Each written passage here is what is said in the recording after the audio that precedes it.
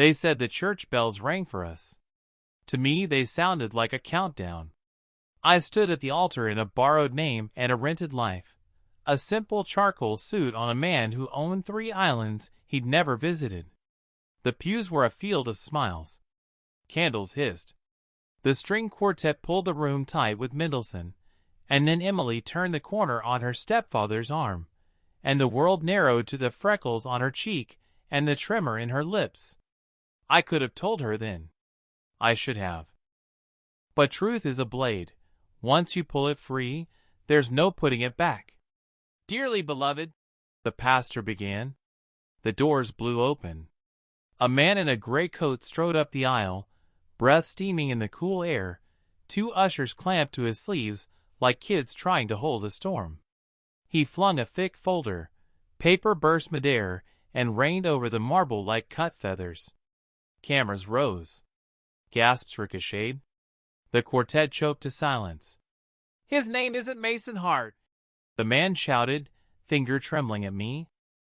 "It's Mason Blackwell. As in Blackwell Group. As in billions. She deserves the truth." My chest stayed still, but everything inside me sprinted.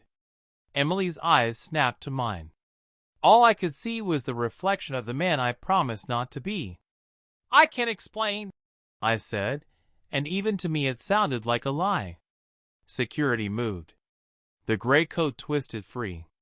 He reached into his jacket, and for a heartbeat the room forgot how to breathe. A red dot jittered across his collarbone from an overeager guard's laser. He pulled out not a gun, but a newspaper, front page folded outward. Blackwell heir in hiding. Boardroom war turns bloody. The photo was me, a decade younger, jaw tight on courthouse steps. "Your brother won't let this marriage happen," he said, voice raw. "If she says yes, people get hurt." Emily's stepfather stepped forward. "Who are you?" "Caleb Price," he panted. "Private security. Former." His gaze returned to me. "They're already on their way." The pastor whispered, "Should we pause?" The crowd was a living animal, restless and hungry. Emily took my hand. It was cold, but it didn't shake. "Tell me," she said. My secret was a long fuse burning toward this exact second. I could see the Blackwell crest glinting from the wax seal on one of the scattered pages. I could also see the gold locket on Emily's neck, the one with the hairline crack she said was from childhood, a keepsake from her real father. I'd never had the courage to ask why the crest on her locket matched mine. "I lied about my name," I said. "Not about loving you." Shouts banged at the doors. A bouquet toppled. The first usher's radio squealed. "Unit 2, eyes on 3 black SUVs." Caleb swore. "We're out of time." "Who's we?" Emily asked, but I was already moving. I tore the mic from my lapel, grabbed her hand, and pulled us off the altar. The aisle was a river running upstream. Friends tried to stop us with questions. Strangers tried to stop us with phones. We burst into the sacristy, down a narrow corridor that smelled like old wine and laundry steam. Behind us, the church erupted into overlapping orders. Ahead, a side door glowed. "Your brother," Emily said, breath quick. "Is he going to kill you?" "He's going to bankrupt me publicly," I said. "Killing me would be polite." We hit daylight. The winter sun knifed my eyes. A black sedan idled where I'd told no one it would be. Caleb was there first, already yanking open the rear door. "Get in," he snapped. "Buckle and lie flat. We're not going anywhere until I know what I married," Emily said.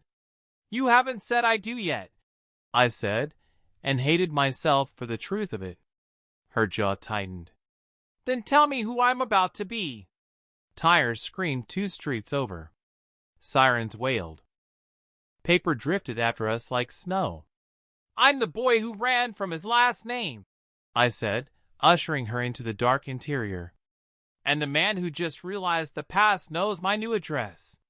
The sedan shot forward, tires spitting slush. Emily's veil tore free and vanished in the wind. She didn't notice. Her eyes were locked on me like she'd never seen me before. Maybe she hadn't. Caleb drove with both hands tied on the wheel, cutting through back streets with the precision of a man who'd done this before.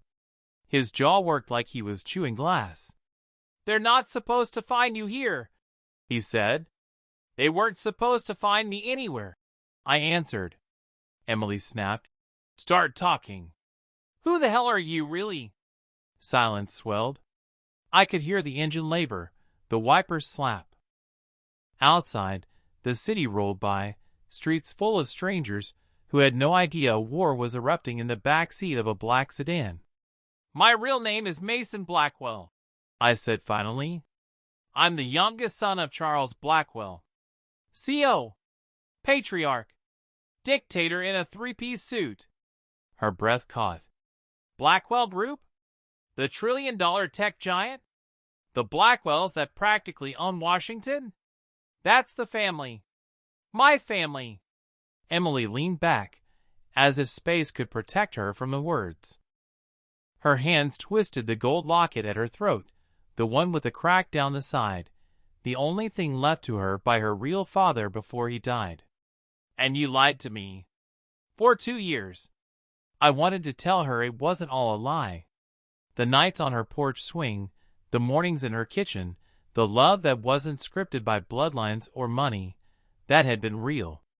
But what is love next to betrayal shouted in front of a church full of witnesses? "We don't have time for this," Caleb snapped. 3 SUVs, tinted glass, all Blackwell security. "That means your brother."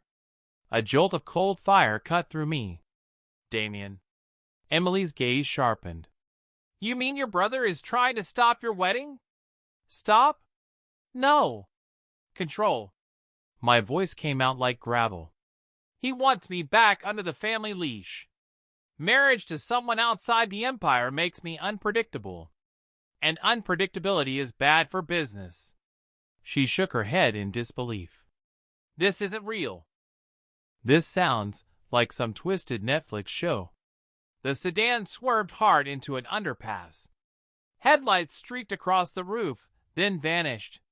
Caleb eased off the gas, listening. Behind us, a low hum began, engines closing the gap. "Too late," Caleb muttered. "They've got our trail."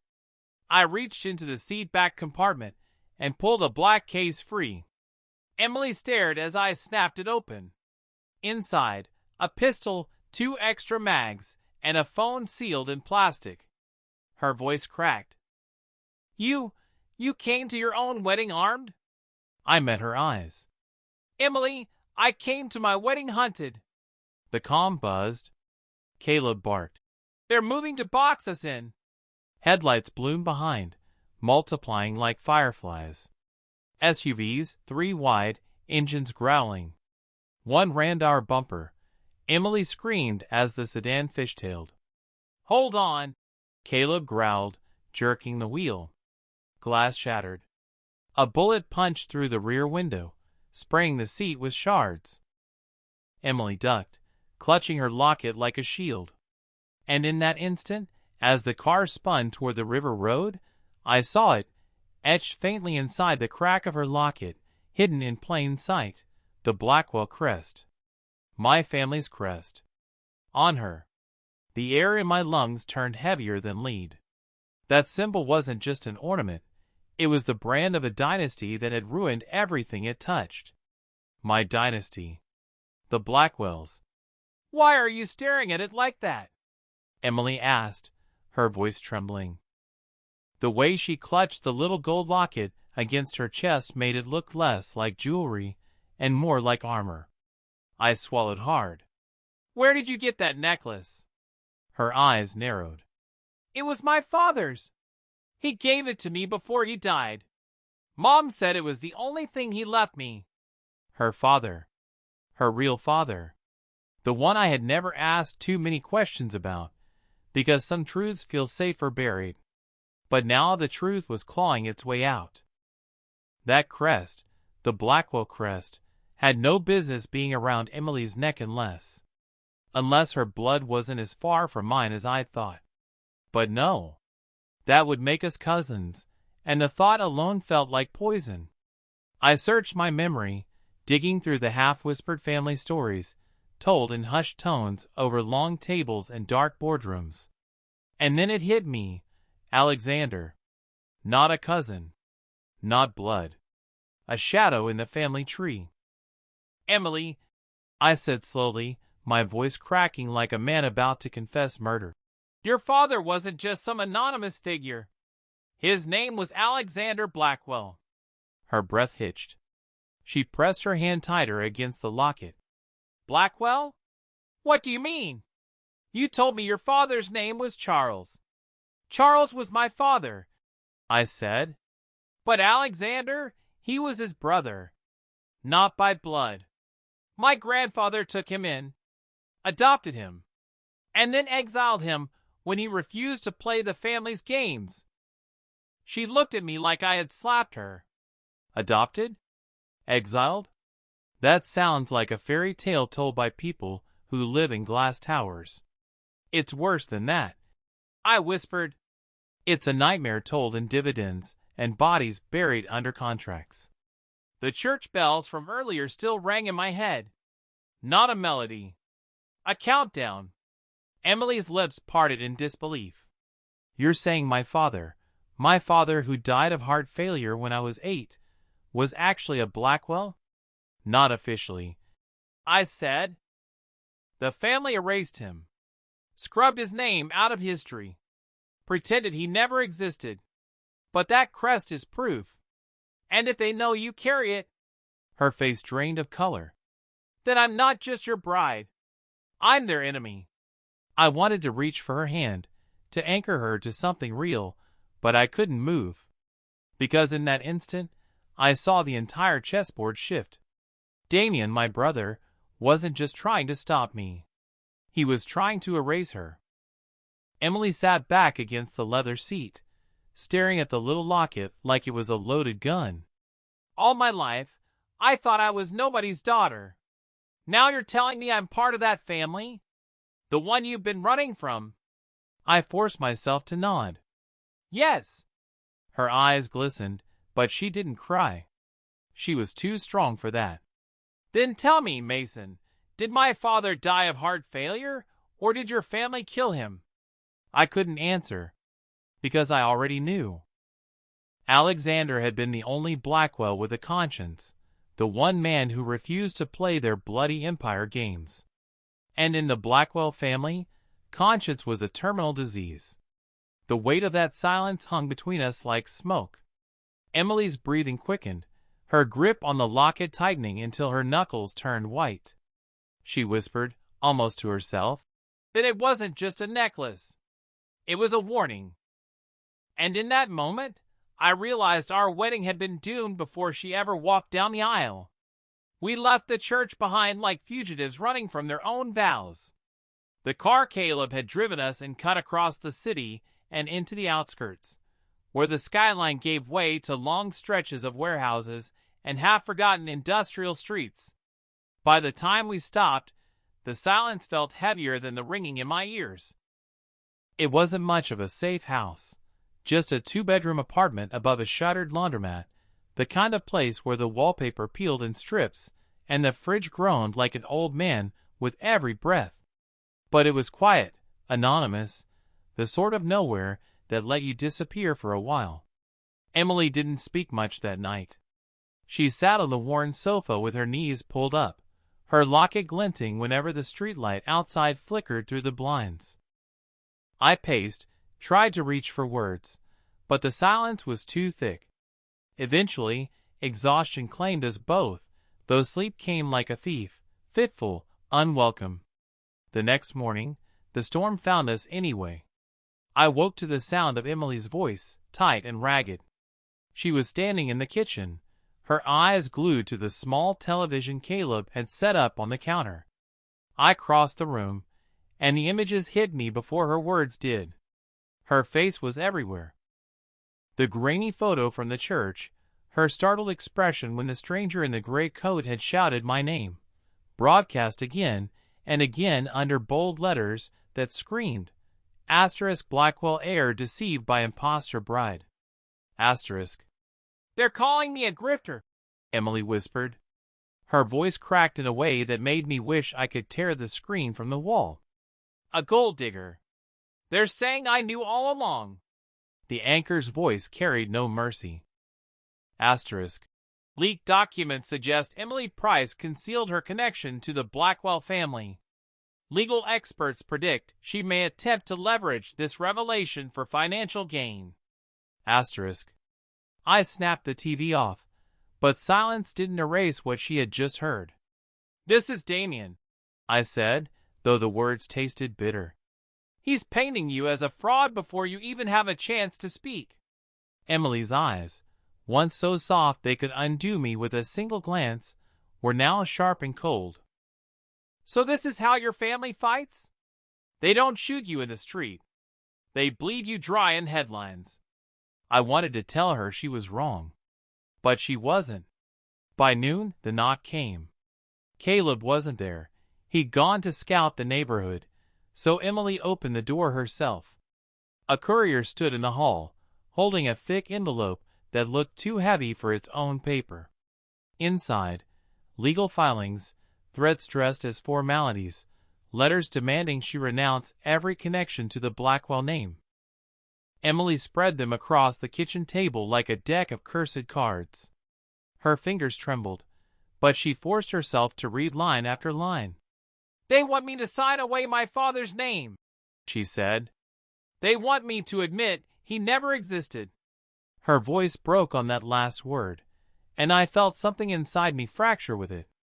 I tore the papers in half and let them fall. Your father existed, I told her, and they're terrified of that truth. That's why they're coming for you. The phone rang then. Not mine, hers. The sound rattled through the shabby apartment like a dare. Emily hesitated, then lifted the receiver. The voice on the other end was as smooth and poisonous as glass. Damien. Emily, he said. We'd never spoken, but I feel as if I know you already. You've made quite the mess. Her lips parted, but no words came. I'll make this simple, Damien continued. Sign the papers. Admit your father was nothing more than a guest who overstayed his welcome. Do that, and this story dies quietly. Refuse. His voice dipped lower, silk turning to steel. Refuse, and you'll discover how quickly a name can become a noose. Emily's hand shook as she clutched the phone, but she didn't hang up. She whispered, What really happened to my father? There was silence, broken only by the hum of the old fridge. Then Damien laughed, soft and chilling. You don't want to know.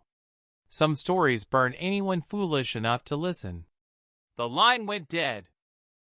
Emily lowered the phone slowly, her chest rising and falling as if she'd surfaced from deep water. She turned to me, her eyes no longer wide with shock, but burning with something fiercer. They killed him, she said, and I didn't deny it. In that dingy apartment, with the blinds casting bars of shadow across her face, Emily Price stopped being the woman who had walked down the aisle in a white dress. She became something else, an enemy the Blackwells hadn't planned for. Not my shield. Not my weakness. The war itself. The laundromat downstairs hummed faintly at night, its machines long unplugged but still carrying the ghost of their rhythm. That hum filled the silence as Emily sat across from me at the chipped kitchen table. The papers Damien had sent us still lay shredded on the floor, white fragments scattered like snow that would never melt. She held her locket again, thumb brushing the cracked surface over and over. I could tell by the tightness in her jaw she wasn't doing it for comfort. It was focus, like a soldier cleaning his weapon before a battle. I don't know anything about him, she said finally. My mother never talked about it. All I knew was his name, Alexander Price. She said he was kind. She said he loved me. Price wasn't his real name, I told her. It was the name he took when the family threw him out. Before that, he was Alexander Blackwell. Emily's gaze snapped to mine, sharp as broken glass. And what did he do that was so unforgivable? I leaned back in the creaking chair. The memory wasn't mine exactly. I'd been too young, but whispers lingered in the marble halls of my family's estate, the kind of whispers children weren't supposed to hear, but always did. He asked questions. I said, about money that vanished. About contracts that looked clean on the outside, but were stained underneath. My father called him disloyal. Said he forgot what family meant. And then one day he was gone. No explanation. Just erased. Her lips trembled, though her voice stayed steady. And then he died. I nodded. Heart failure, the papers said. But in our family, heart failure is just another word for silence. Emily's eyes lowered to the table, then back to me. If he kept records, if he had proof. The thought hung there, sharp and unfinished. That night Caleb returned, carrying groceries in one hand and a folded envelope in the other. He dropped both on the counter, his face unreadable. Had a conversation, he muttered. An old man who used to shuffle papers for your father. His gaze flicked to me, then back to Emily. He's still alive. Still remembers. Says he's ready to talk. Emily straightened. Where? Caleb slid the envelope across the counter. Inside was a handwritten address in a part of the city that belonged to ghosts. Streets where the neon had burned out decades ago, where old brick factories slumped against themselves like tired men. We went the next morning. The building was a crumbling walk-up with a rusted fire escape and windows yellowed from years of neglect. Inside, the air smelled of paper and dust. And there he was, a man hunched in an armchair, skin drawn thin over his bones, eyes still sharp enough to cut through the years. Emily Price, he said, his voice rasping. Or should I call you Emily Blackwell? Her breath caught. She stepped forward, gripping the locket so tight I thought it might break. I'm not a Blackwell. I never wanted to be. The old man coughed, shaking his head. Neither did your father. That's why they killed him. The words landed like stones. Emily froze, but she didn't look away. Tell me everything. And he did. He told us how Alexander had been the conscience of the family, the one who kept asking where the money came from, where the bodies fell when the contracts closed. He told us Alexander had found documents, real proof, names and numbers that could bury the empire. He told us that when Alexander refused to destroy them, he was marked. Emily's hand shook as she listened, but her chin never dipped. Your father, the man said, wasn't erased because he was weak. He was erased because he was strong. He left pieces behind, bits of the record. He wanted them safe. And he believed one day someone would pick them up. His eyes fell to the locket around her neck. Maybe he believed that someone was you. Emily's lips parted, but no sound came out. For the first time since the church, she looked less like my bride and more like someone carrying a crown she never asked for. When we left the building, the winter air cut sharp across our faces. Emily walked ahead of me, her fists clenched at her sides. I could see the weight settling on her shoulders, heavier than anything I could lift for her. Finally, she stopped and turned. Her voice was hoarse but steady. They didn't just take my father. They took his name, his life, and now they're coming for mine. I won't let them. And for the first time since this nightmare began, I believed her. The storm broke the next morning. Not outside. The skies above the city stayed winter gray, heavy with unshed snow, but in the world of screens and headlines. I woke to the rattling hum of the old refrigerator and the sharp crackle of voices coming from the kitchen. Emily was already awake, perched on the edge of the sagging sofa, the glow of the television washing her pale face in cold light. On screen, a news anchor adjusted his tie and delivered his lines with the same detachment a surgeon might have dissected a body. Asterisk. In a shocking turn, documents now suggest that Emily Price, the woman said to marry Mason Blackwell, may be the illegitimate daughter of Alexander Blackwell, the estranged and disinherited brother of Charles Blackwell. Though not a blood relative, Emily Price could theoretically hold a legal claim to a share of the Blackwell fortune, sparking fears of corporate upheaval. Asterisk. They used the words illegitimate and fortune like scalpels, slicing her into a caricature before the country even knew her name. Emily muted the volume, but didn't turn away. They've made me into a headline, she whispered. Not a person. Just a threat with a face. She wasn't wrong. By mid-morning, the flood grew. Business journals, gossip sites, even the political talk shows, all spitting her into whatever monster fit their narrative. A social climber. A secret weapon. A fraud. And then came Damien. His press release landed like a hammer, every word dripping with feigned dignity. Asterisk. The Blackwell family recognizes the tragic circumstances of Emily Price's upbringing. However, we firmly deny any legal or moral responsibility toward individuals seeking to exploit our name for personal gain. Asterisk. Exploit? The word set Emily's jaw hard. By noon, the apartment door rattled again. Another courier. Another thick envelope. Only this time, it wasn't just legal threats. It was character assassination in black ink. Pages of fabricated, witness statements, claiming Emily had schemed her way into my life. Screenshots of doctored messages, even an invented debt tied to her mother. Lies dressed as evidence, ready to bury her in public shame. She read in silence, her knuckles white around each page, until finally she looked at me. He's not just trying to erase me. He's trying to erase my father all over again. I didn't answer, because there was nothing I could say to soften the truth. That afternoon, the call came. This time, it wasn't Damien. It was a reporter. Emily stared at the phone as it buzzed across the counter, her name flashing on their lips already. She let it ring out. Another call came. Then another. She stood, trembling, but it wasn't fear I saw in her eyes. It was fury. If I stay silent, they win. If I let them tell my story, they get to write the ending.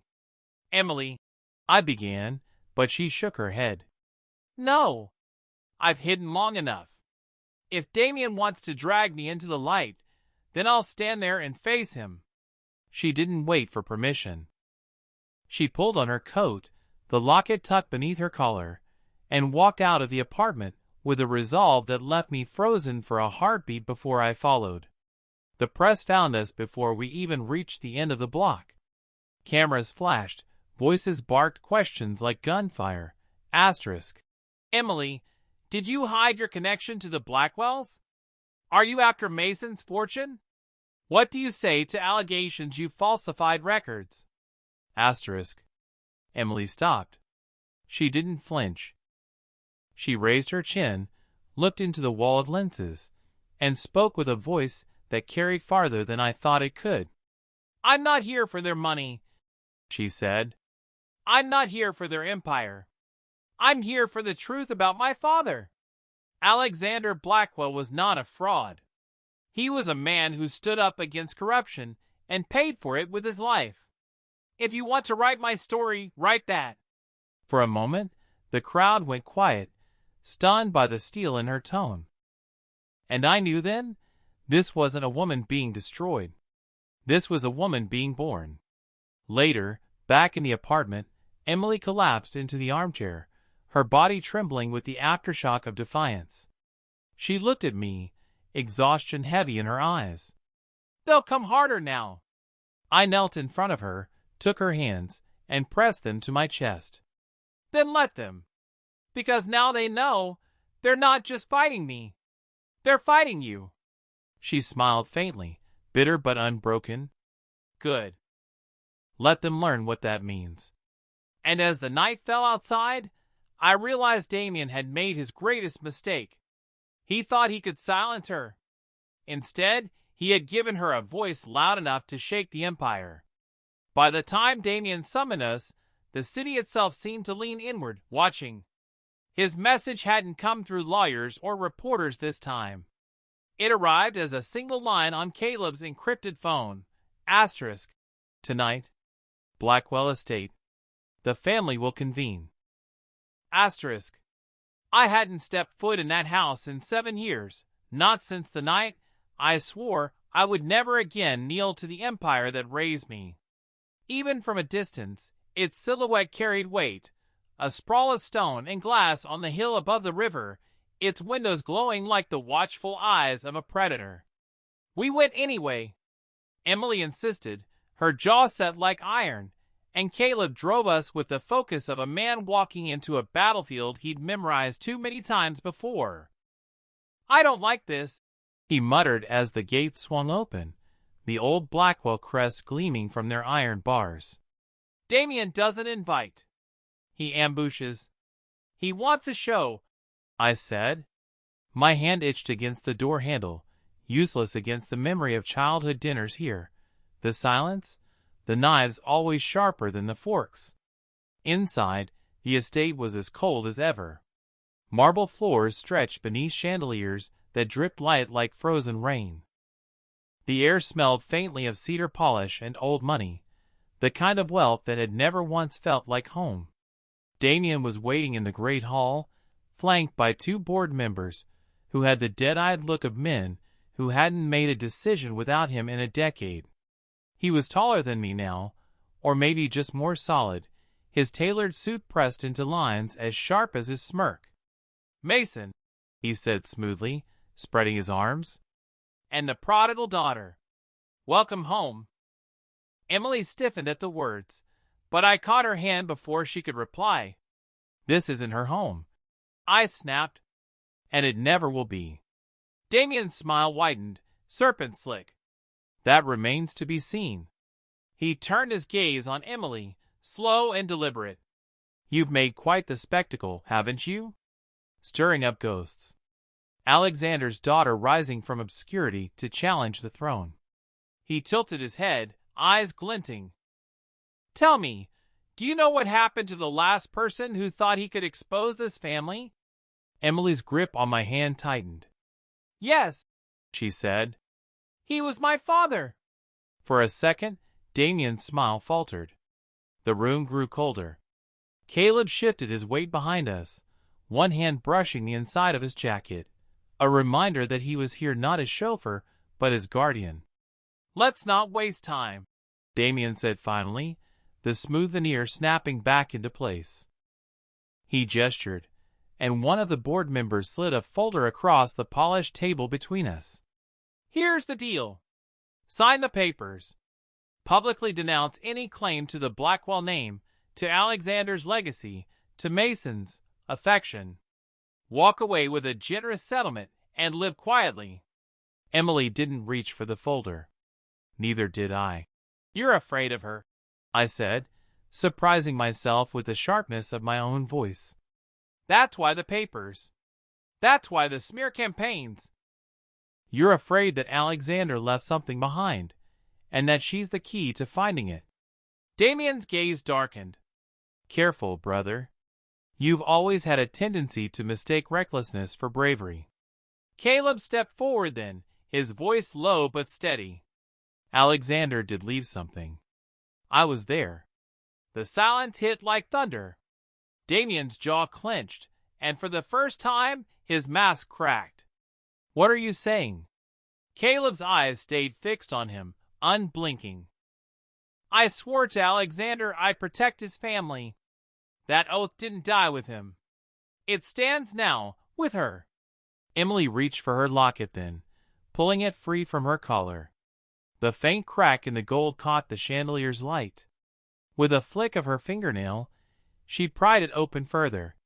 Inside, pressed so thin it had gone nearly invisible, was a folded piece of parchment. She laid it on the table. The board members leaned forward. Damien froze. It was a record, names, dates, contracts. Proof of shell companies laundering money through offshore accounts. Deals that had built the Blackwell empire on rot. "This," Emily said, her voice quiet but cutting, "is my inheritance. Not your money. Not your name. The truth." For a moment, nobody breathed. Then Damien lunged forward, his hand snatching for the papers, only to find Caleb blocking him, body a wall between the empire and the girl it had tried to erase. Damien's fury boiled over, his composure shattering. "You think you can destroy us with scraps of paper? You think the world cares about truth? We are the Blackwells. We write the truth." Emily met his rage with calm steel. "Not anymore." And as her words echoed in the cavernous hall, I realized the war wasn't mine anymore. It was hers. And I was no longer running from my family. I was standing beside the woman strong enough to face them. The Blackwell estate never burned, but it might as well have. By the time we left at night, Damien's face was already plastered across a dozen screens. His fury caught on hidden cameras Caleb had planted before we walked in. The evidence Emily laid on the table didn't stay there. By morning, it was everywhere. The empire began to rot from the inside out. Investigations opened in half a dozen countries. Partners distanced themselves. Politicians who once dined on the Blackwell's dime now rushed to deny ever knowing us. For the first time in my life, I saw Damien cornered, not as the untouchable heir of power, but as a man drowning in the flood he unleashed on others. But this isn't his story. Emily didn't become the face of scandal. She became something rarer, an anchor for the truth. The press tried to spin her, to break her into digestible headlines, but her calm defiance kept slicing through the noise. When asked why she hadn't fought for her share, she looked straight into the cameras and said, "I don't want their money. I want my father's name back." And she got it. The name Alexander Blackwell returned to the record, no longer erased, no longer whispered like a curse. He wasn't just the disgraced brother anymore. He was remembered as the one man who said no, even when it cost him everything. I thought Emily would take that victory and vanish into quiet, but she surprised me again. She refused the shares the courts offered her. Instead, she set up a foundation under her father's name, one aimed at protecting whistleblowers, the kind of people Alexander had once tried to be. She gave the fortune away before it could ever rot her. As for me, I'd spent years running from the Blackwell shadow, convinced that distance was the only freedom I'd ever know. But Emily taught me that sometimes freedom isn't running. It's standing still, facing the fire, and choosing love anyway. Months later, on a spring morning when the air smelled of rain and new beginnings, Emily and I walked back into a church. Not the same one where the world had crumbled, but a smaller chapel on the edge of the city, its wooden pews worn smooth by ordinary hands, its bells softer, kinder. There were no cameras, no headlines. Just a few friends, Caleb standing like stone at the back, and the two of us. Emily wore no veil this time. She didn't need one. She looked at me with the steady eyes of a woman who had faced down an empire and walked away stronger. I wore the same simple suit, but for once, it didn't feel borrowed. It felt like mine. When the pastor asked, "Do you take this woman?" I didn't hesitate. And when Emily said, "I do," her voice rang louder than any bell, stronger than any family name. Outside, the sun broke through the clouds, lighting the chapel windows with gold. And for the first time in a long time, I didn't hear a countdown. I heard a beginning. Our beginning,